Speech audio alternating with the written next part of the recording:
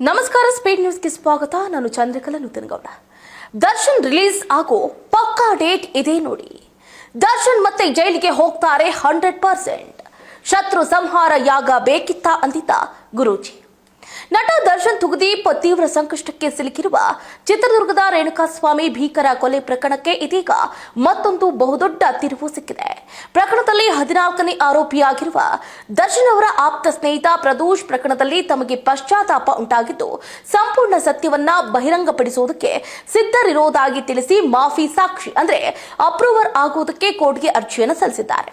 ಇದು ಒಂದು ತಿರುವನ್ನ ಪಡ್ಕೊಂಡ್ರೆ ಈ ಹಿಂದೆ ಈ ಘಟನೆಯ ಬಗ್ಗೆ ಭವಿಷ್ಯವಾಣಿಯನ್ನ ನುಡಿದಿದ್ರು ಕಾಲಜ್ಞಾನಿ ಗುರೂಜಿ ಅವರು. ಹೌದು, ಈ ಹಿಂದೆ ಅಂದ್ರೆ ಡಿಸೆಂಬರ್ 13-14, 2024ರಲ್ಲಿ ಬಿಡುಗಡೆ ಆಗಲಿದ್ದಾರೆ ದರ್ಶನ್ ಅವರು ಅಂತ ಪಕ್ಕಾ ಡೇಟ್ ಅನ್ನು ಕೂಡ ಹೇಳಿದ್ರು. ಅದೇ ರೀತಿಯಾಗಿ ಮತ್ತೆ ದರ್ಶನ್ ಬಗ್ಗೆ ಕಾಲಜ್ಞಾನಿಗಳು ಮತ್ತೊಂದು ಸ್ಫೋಟಕ ಭವಿಷ್ಯವನ್ನು ನುಡಿದಿದ್ದಾರೆ. ದರ್ಶನ್ ಮುಂದಿನ ಭವಿಷ್ಯದ ಬಗ್ಗೆ ಈಗಲೂ ಕೂಡ ಹೇಳಿದ್ದಾರೆ. ದರ್ಶನ್ ಜೈಲಿಂದ ರಿಲೀಸ್ ಆಗುವ ಪಕ್ಕಾ ಮಾಹಿತಿಯನ್ನ ಇವರೇ ಮೊದಲು ಪ್ರಿಡಿಕ್ಟ್ ಮಾಡಿತ್ತು.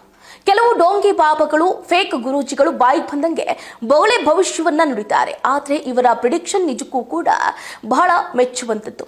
ಇವರನ್ನ ಪಡೆದಂತಹ ನಾವೇ ಧನ್ಯರು ಅಂದ್ರೂ ಕೂಡ ತಪ್ಪಾಗ್ಲಿಕ್ಕಿಲ್ಲ. ಭವಿಷ್ಯವಾಣಿ ಮಾತಲ್ಲ, ನಡೆದ ಘಟನೆಗಳ ಸರಣಿ. ಹೌದಲ್ವಾ? ಒಂದು ಭವಿಷ್ಯವಾಣಿ ತಪ್ಪಿದ್ರೆ ಅದು ಕಾಕತಾಳೀಯ. ಆದ್ರೆ ಒಂದರ ಹಿಂದೆ ಒಂದಾಗಿ ಹೇಳಿದ ಮಾತುಗಳು ನಿಜವಾಗುತ್ತಾ ಹೋದ್ರೆ ಅದು ಪ್ರಶ್ನೆ. 2024 ಡಿಸೆಂಬರ್ 14 ದರ್ಶನ್ ಅವರಿಗೆ ಜಾಮೀನು ಸಿಗಲಿದೆ ಅಂತ ರಾಜಋಷಿ ಕಾಲಜ್ಞಾನಿ ಗುರೂಜಿಯವರು ಭವಿಷ್ಯವನ್ನ ನುಡಿದಿದ್ರು. ಆಮೇಲೆ ಏನಾಯ್ತು ನೋಡಿ, ಅದೇ ರೀತಿ ಜಾಮೀನು ಸಿಕ್ತು. ಆದ್ರೆ ಕತೆ ಅಲ್ಲಿಗೆ ಮುಗಿಲಿಲ್ಲ. 2025 ಮಾರ್ಚ್ 23 ದರ್ಶನ್ ಅವರು ಭಗವತಿ ದೇವಸ್ಥಾನದಲ್ಲಿ ಶತ್ರು ಸಂಹಾರ ಯಾಗವನ್ನ ಮಾಡಿದ್ದ ಸಂದರ್ಭದ ಬಗ್ಗೆ ಮಾತನಾಡಿದಂತಹ ಗುರೂಜಿಯವರು ಮತ್ತೆ ಜೈಲಿಗೆ ಹೋಗುವ ಪರಿಸ್ಥಿತಿ ಎದುರಾಗಬಹುದು ಅಂತ ಭವಿಷ್ಯವಾಣಿಯನ್ನು ನುಡಿದ್ರು. ಅದಾದ ಮೇಲೆ ದರ್ಶನ್ ಮತ್ತೆ ಜೈಲು ಸೇರಿದ್ರು. ಇದು ಕೇವಲ 2 ಘಟನೆಗಳೇ ಅಥವಾ ಮುಂದಿನ ಭವಿಷ್ಯದ ಸೂಚನೆಯೇ?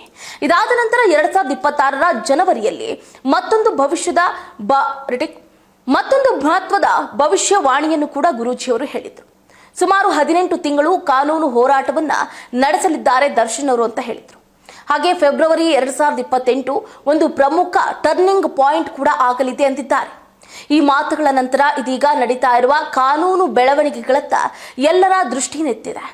ಮಧ್ಯದಲ್ಲಿ ಹಲವು ಜ್ಯೋತಿಷಿಗಳು, ಭವಿಷ್ಯ ವಕ್ತಾರರು ಬಂದು ತಮ್ಮದೇ ರೀತಿಯಲ್ಲಿ ಸವಾಲನ್ನ ಹಾಕಿ ಹೇಳಿಕೆಗಳನ್ನ ಕೊಟ್ಟರು. ಆದ್ರೆ ಪ್ರಶ್ನೆ ಒಂದೇ, ಯಾರ ಮಾತು ಎಷ್ಟು ನಿಜ ಆಯ್ತು? ಸವಾಲುಗಳು ಹಲವಾರು ಬಂದವು. ಆದ್ರೆ ಕಾಲವೇ ಯಾರ ಮಾತು ನಿಜ ಅಂತ ತೋರಿಸ್ತಾರೆ. ಆದ್ರೆ ಕಾಲವೇ ಯಾರ ಮಾತು ಎಷ್ಟು ನಿಜ ಅನ್ನೋದನ್ನ ಎತ್ತಿ ತೋರಿಸುತ್ತೆ. ಇವತ್ತು ಈ ಭವಿಷ್ಯವಾಣಿಗಳ ಬಗ್ಗೆ ಸಾಮಾಜಿಕ ಜಾಲತಾಣಗಳಲ್ಲಿ, ಮಾಧ್ಯಮಗಳಲ್ಲಿ ಮತ್ತು ಜನರ ನಡುವೆ ಭಾರಿ ಚರ್ಚೆ ನಡೀತಾ ಇದೆ. ಗುರೂಜಿಯವರ ಮಾತುಗಳು ಮತ್ತು ನಂತರ ನಡೆದ ಘಟನೆಗಳು ಇದು ಕಾಕತಾಳೀಯವೇ, ಜ್ಯೋತಿಷ್ಯದ ಲೆಕ್ಕಾಚಾರವೇ ಅಥವಾ ಭವಿಷ್ಯ ಜ್ಞಾನವೇ? ನಿರ್ಧಾರ ನಿಮ್ಮದು. ಈ ವಿಡಿಯೋವನ್ನ ಸಂಪೂರ್ಣವಾಗಿ ನೋಡಿ ನಿಮ್ಮ ಅಭಿಪ್ರಾಯವನ್ನು ಕೂಡ ಕಾಮೆಂಟ್ ನಲ್ಲಿ ತಿಳಿಸಿ. ಈ ವಿಡಿಯೋದಲ್ಲಿರುವ ಭವಿಷ್ಯವಾಣಿಗಳು ಮತ್ತು ಅಭಿಪ್ರಾಯಗಳು ಚರ್ಚೆ, ವಿಶ್ಲೇಷಣೆಯ ಉದ್ದೇಶಕ್ಕಾಗಿ ಮಾತ್ರ. ಕಾನೂನು ವಿಚಾರಗಳಲ್ಲಿ ಅಂತಿಮ ನಿರ್ಧಾರ ನ್ಯಾಯಾಲಯದ್ದೇ ಆಗಿರುತ್ತೆ.